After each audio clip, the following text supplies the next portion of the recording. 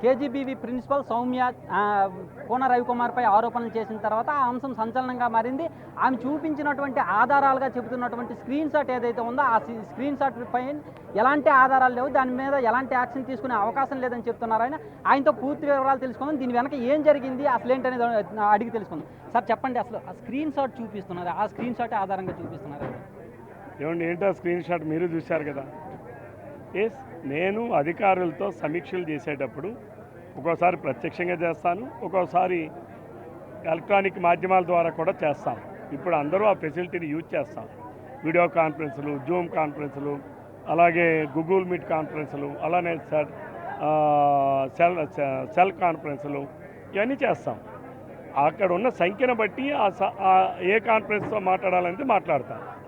ఆ రోజు కూడా నేను అడ్మిషన్స్ కోసం వాళ్ళతో మాట్లాడడం కోసం 3 ప్రిన్సిపాల్స్ని తీసుకున్నా. ఒక 5 నిమిషాలు మాట్లాడాను. నేను చెప్పాల్సింది ఏదో చెప్పాను. ఎనీథింగ్ అని అడిగాను, నో రెస్పాండ్. Okay, close. అందులో ఏముంది? అందులో ఏమైనా బూత్ ఉందా? లేదా అందులో ఏమైనా సాక్షివాడైతే ఆ 3 ఆడపిల్లల బొమ్మల్ని బ్లర్ చేసి రవికుమార్ ఫోటోని బిగ్గరగా చేసి చూపిస్తే నేనేమైనా గోరింట్ల మాధవలాగా బట్టలు ఇప్పేసి ఉన్నానా? లేకపోతే ఆయన ఎవడది అంబటి రాంబాబు లాగా సువర్ణ రా అని చెప్పేసి అని అడిగాను.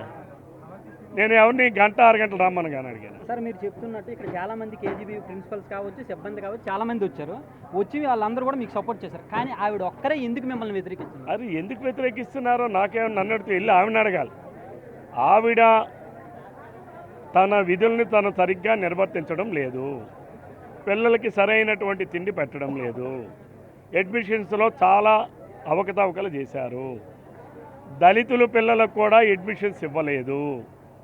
దళితుల పిల్లలకి వాళ్ళ పిల్లలు వెళ్తే ఆమె నువ్వు ఇది పొట్టిగా ఉంది, నల్లగా ఉంది, దీని బట్టలేడు సిరిగిపోయినట్టున్నాయి, ఈవిడికి సీట్ ఇవ్వనని కూడా ఆ తల్లిదండ్రుల ముందు చెప్పి రిజెక్ట్ చేసే సందర్భాలు ఉన్నాయి. ఇవన్నీ తల్లిదండ్రులు నాకు ఇచ్చిన ఫిర్యాదులు. ఆమె ఆ స్కూల్కి వచ్చిన నిధులను కైంకర్యం చేయడం కోసం అనేక అవకతవకలు చేశారు. కాబట్టి పిల్లల తల్లిదండ్రులు నాకు ఇచ్చిన ఫిర్యాదు పైన విచారణ చేయమని జిల్లా కలెక్టర్ గారికి పై అధికారులు పంపించా. జిల్లా కలెక్టర్ గారు ఒక డిప్యూటీ కలెక్టర్ స్థాయి ఒక ఉమెన్ అధికారిని పంపించారు. ప్రైమా ఫేసి ఉందనుకున్నారు, ట్రాన్స్ఫర్ చేశారు. That is their duty. అయితే ట్రాన్స్ఫర్ అనేది it is not a punishment. కానీ రవికుమార్ గారు నాకు ట్రాన్స్ఫర్ చేశారు. రవికుమార్ గారు ట్రాన్స్ఫర్ అయింది, ఎందుకు నీకు ట్రాన్స్ఫర్ అయ్యే పరిస్థితికి వచ్చింది? నువ్వు చేసినటువంటి అవకతవకల వలన, నువ్వు స్కూల్లో ప్రవర్తించినటువంటి తీరు వలన. అది ఎక్కడైనా మాట్లాడుతుందా? నేను ఏ తప్పు చేయలేని, ఎంక్వైరీ చేయకుండా చేశారు. ఎంక్వైరీ చేయకపోవడం ఏంటి? డిప్యూటీ కలెక్టర్ వెళ్ళి అక్కడ చేశారు enquiry, detailed enquiry. Joint director, regional joint director education ఆమె కూడా వచ్చి మన ఎంక్వైరీ చేశారే, పూర్తిస్థాయి నివేదికలు ఇస్తున్నారే.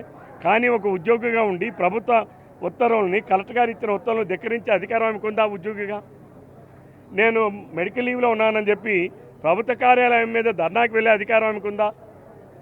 అలాగే నేను ఆ మిగిలిన తోటి ప్రిన్సిపాల్స్ ఫోన్ చేసి మీరు వస్తే బాగోదు, మేమే కేసులు పెడతాననే హక్కు ఆమెకు ఉందా? అంటే అలాగే ఆమె మహానటి సావిత్రి నాకంటే చాలా అభిమానం. ఎందుకంటే ఆమె నటనకి ఎవరైనా సరే, మహానటి సావిత్రిని కూడా మించిపోయినటువంటి నటన ఈమెలోనే చూశాను. బహుశా ఏదైనా సోషల్ మీడియాలో ఉన్నటువంటి యాక్టింగ్ కూడా ఆస్కార్కి ఏమైనా పంపించవచ్చు అంటే తప్పనిసరిగా ఇవన్నీ కూడా ఆస్కార్కి పంపిస్తాం. ఆమెకి ఏమైనా వస్తే ఆస్కార్ అవార్డు రావడానికి దీన్ని అవకాశంగా చూసుకుని వైసీపీ వాళ్ళు పెద్ద ఎత్తున ఈవెన్ అమరావతి నుంచి ఇతర జిల్లాల నుంచి కూడా వచ్చి ఆవిడని పరామర్శిస్తున్నారు. దానిపైన నేను అనేది ఎవడైనా పరామర్శించుకొని నాకు వచ్చిందేంటి? ఆమె హాస్పిటల్లో జాయిన్ అయ్యిందన్నారు, చచ్చిపోతుంది అన్నారు, ఏదో నిద్ర మాత్రలు 40 మింగిందన్నారు. 40 నిద్ర మాత్రలు మింగడానికి అంటే హాస్పిటల్ రావడానికి 1 గంట ముందు మీడియాతో మాట్లాడింది. హాస్పిటల్కి వచ్చిన 10 నిమిషాల్లోనే మీడియాతో మాట్లాడుతుంది. ఆమె ఎప్పుడు 40 నిద్ర మాత్రలు కానీ మింగితే కోమాలోకి వెళ్ళాలి. డాక్టర్లకి ఎవరో చెప్తున్నారు, ఇక నేను కూడా విచారించాలా. నేను పోలీస్ స్టేషన్లో కంప్లైంట్ ఇచ్చిన తర్వాత వాటన్నిటి మీద కూడా నేను కూడా జిల్లా కలెక్టర్ జిల్లా ఎస్పీకి లెటర్ పెడుతున్నా. ఇక్కడ ఆంధ్రప్రదేశ్ పోలీస్ స్టేషన్లో నేనే ఫిర్యాదు ఇస్తా, పూర్తి స్థాయిలో విచారణ చేయమని. అసలు ఆత్మహత్య ప్రయత్నం చేయడం కూడా నేరం. అలా నేరం మీద జిల్లా పోలీసులు కేసు పెట్టాలామని పెట్టారో లేదో ఇక్కడ నాకు తెలియదు. నేను ఆత్మహత్య చేసుకుంటున్నట్టుగా నటించడం ఇంకా పెద్ద నేరం. ఆమె నటనకి జోహార్లు. ఆమె నటించినటువంటి విధానం ఈయనెవరు వైసీపీలో ఉన్నాడు ఎవరండి? మేరుగు నాగార్జున, ధర్మాన కృష్ణదాస, లేదా ధర్మాన ప్రసాద, లేకపోతే ఎవరా ఆయన, వీళ్ళందరూ నా క్రెడిబిలిటీ దగ్గర వీళ్ళు ఎవరైనా ఎందుకు నా నీడకైనా వీళ్ళు పనికొస్తారా? వీళ్ళు ఎవరైనా వాళ్ళందరూ మీకు పనికి రాకపోవచ్చు, కానీ కాకపోతే పెద్ద ఎత్తున ఆమెకి సపోర్ట్ వాళ్ళ నుంచి లభించింది. కానీ మీ పార్టీ నుంచి కనీసం జిల్లా నుంచి కూడా మీకు సపోర్ట్ లభించలేదు. కారణం ఏంటి? అంటే సపోర్ట్ ఏంటి? ఏం సపోర్ట్ అంటే జిల్లా నాయకులు ఎవరైనా సరే ఇది నేనే జిల్లా నాయకుడినయ్యా, ఇంక నన్ను మించిన నాయకుడు ఎవడున్నాడు ఈ జిల్లాలో? Yes, I'm the district leader. ఇక నాకన్నా పెద్ద లీడర్ అవుడు ఈ జిల్లాలో. లీడర్ అంటే పదవుల్లో కాదు, ప్రజల మనసుల్లో ఉండేవాడు లీడర్.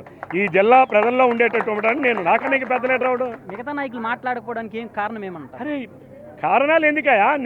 నేను వాళ్ళకన్నా ప్రజల మనసుల్లో జిల్లా మొత్తం మీద ఉన్నటువంటి వాడిని. ఇంక దానికోసం నాకెవరు కాంటాక్ట్ సర్టిఫికేట్ ఇవ్వాలా? ఇంకా నా క్యారెక్టర్ కోసం, నా కాంటాక్ట్ కోసం నాకు ఎవరో చెప్పాలా?